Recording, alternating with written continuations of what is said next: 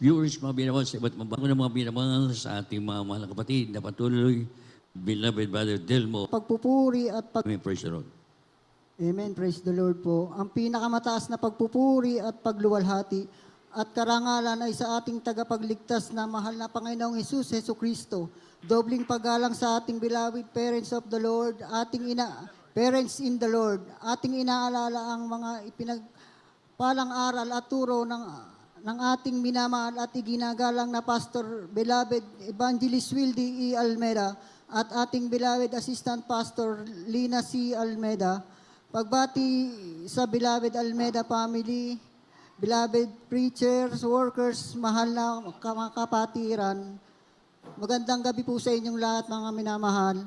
Ako po ay magpapasalamat po sa ating pinakamamahal na Panginoong Hesus sa katugunan po na ibinigay sa akin noong nakaraan linggo lamang po. Ako po ay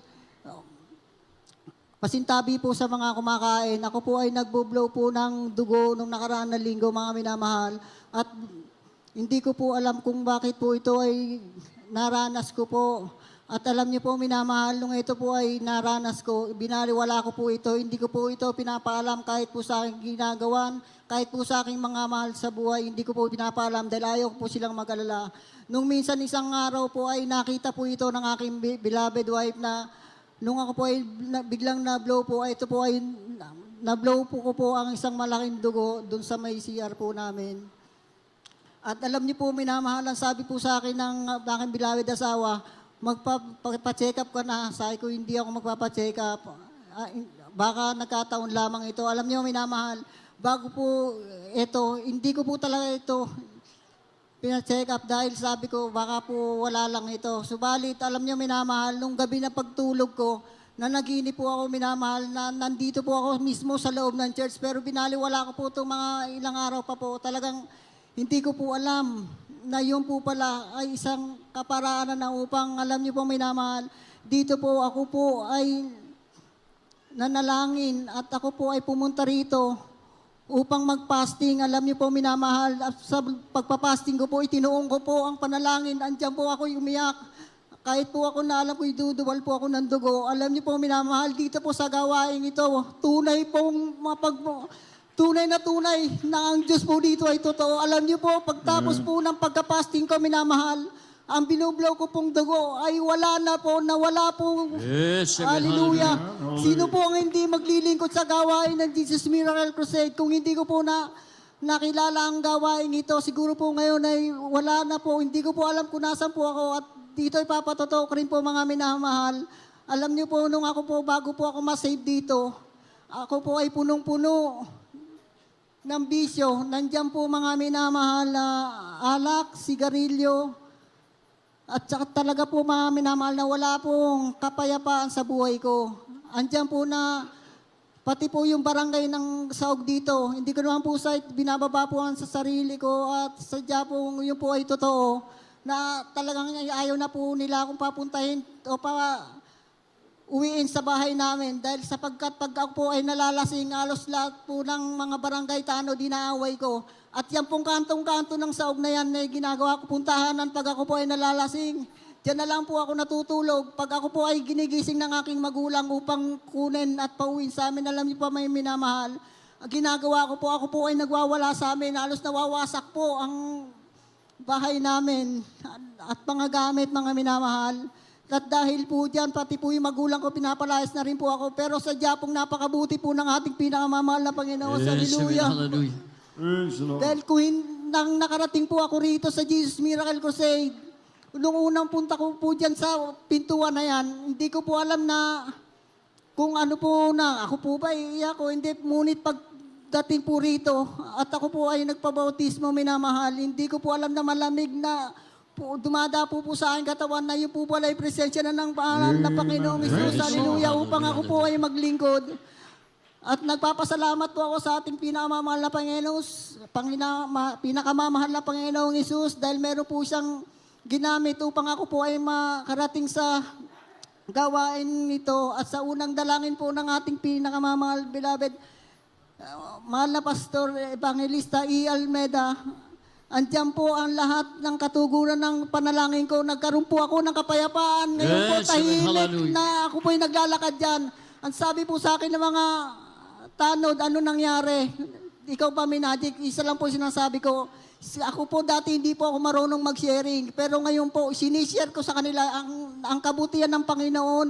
Na dito ko naramdaman na dati-dati po, napakarami ko na pong napuntahan na daluhan na gawain. Sa madalit sabi po, wala po talagang katugunan. Andito po pala ang kaparaanan ng mahal na Panginoong Hesus na ako po'y makarating dito. Nung bago po ako makarating dito, ako po ay gumagawa na rin po dito sa bakod na to. Sa totoo lang po, nakikita ko na po mga kapatiran dito na andyan po mga hallelujah, praise the Lord, hallelujah. Pag nakikita ko po sila nandito, ako lang po ay nandyan at alam niyo po ba, minamahal, nagpatuloy lang po ako sa paglalasing at talaga po wala po talagang kapayapaan sa buhay ko. Andyan po ang hallelujah.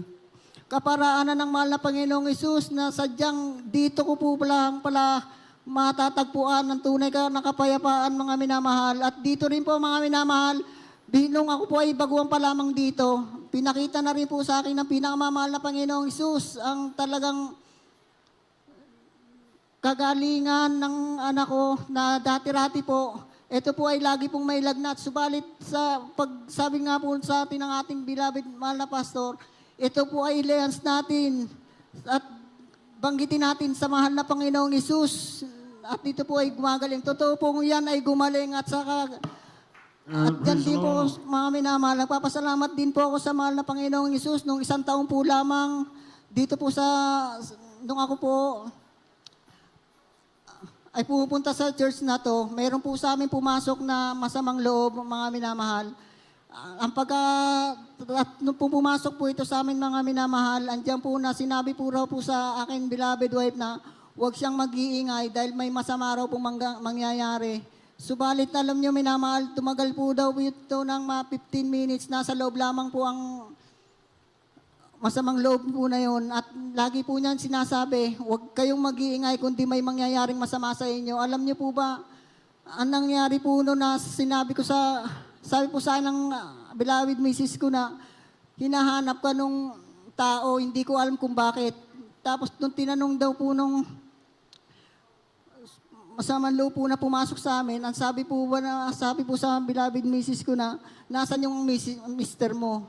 At alam niyo po, isa lang po ang sinabi niya, ito po ay naglilingkod na sa Jesus Miracle Crusade. Alam niyo po, minamahal, 5 minuto lang po, nung nabanggit niya po iyon, ito po ay sadyang umalis, mga minamahal. At sinabi po sa miss na sabihin mo sa asawa mo, ipagpatuloy niya ang paglilingkod. Hallelujah. Ganun po kabuti. Ang mahal na Panginoong Hesus dito sa Jesus Miracle Crusade. Hallelujah. At nung ako rin po ay unang nagpunta po rito, wala man lang po ako. Lagi po ako naglalakad, papunta sa trabaho, papunta po dito sa church natin. Subalit, nandiyan po ang mahal na Panginoong Hesus. Ako po'y nanalangin na sana po magkaroon man lamang po ako ng service. Ito po ay binigyan din po ng katugunan, mga minamahal. Nagkaroon po ako ng motor kahit po na second-hand po. Na sadyang nagagamit ko na po sa gawain ito at papunta rin po dun sa aking trabaho.